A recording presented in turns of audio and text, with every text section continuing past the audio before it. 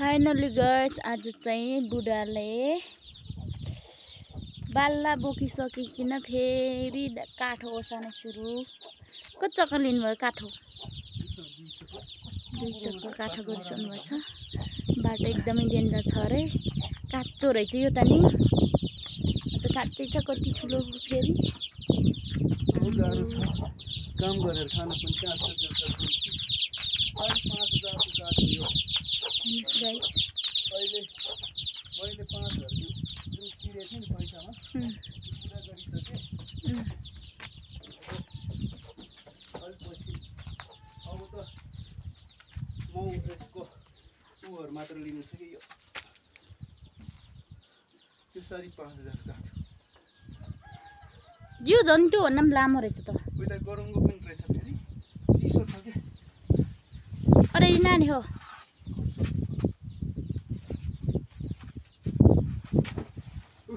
कति गरौँ होला कस्तो गरौँ छ।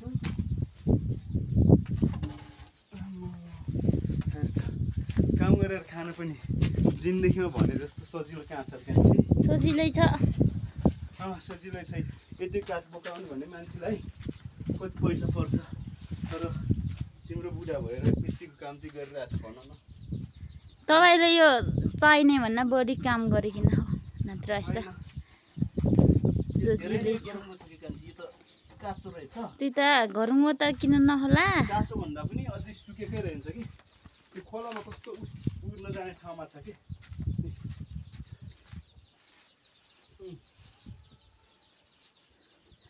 घरमा त किन नहोला, भारी भयो नि त्यतिपिटी साथी हो।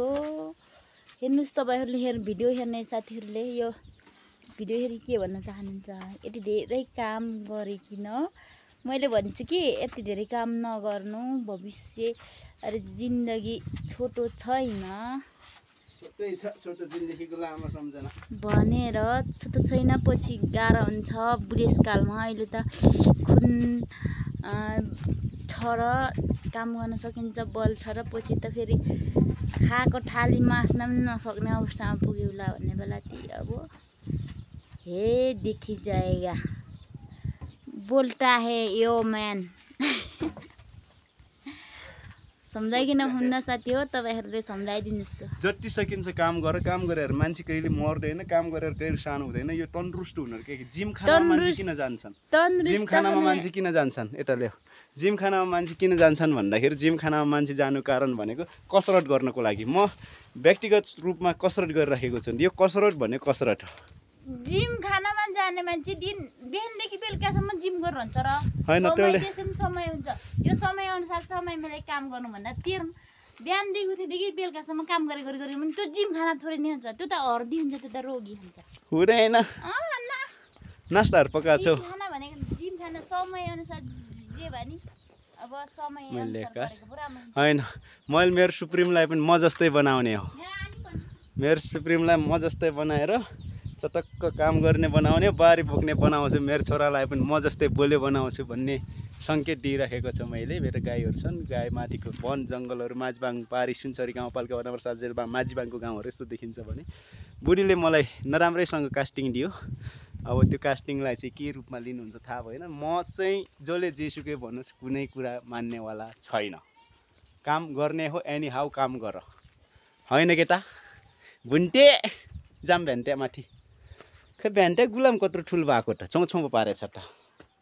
जाउँ भ्यान्टे मेरो भतिज, मेरो सासू दिदीको छोरा। अब चाहिँ भित्र के पकाइदिएका छन् कि छैनन्। म फाइनली घर आइसकेपछि मेरो लागि केही खानेकुरा त पकाउनु पर्छ, छैन भने फेरि गाली पाउँछन् यिनीहरूले।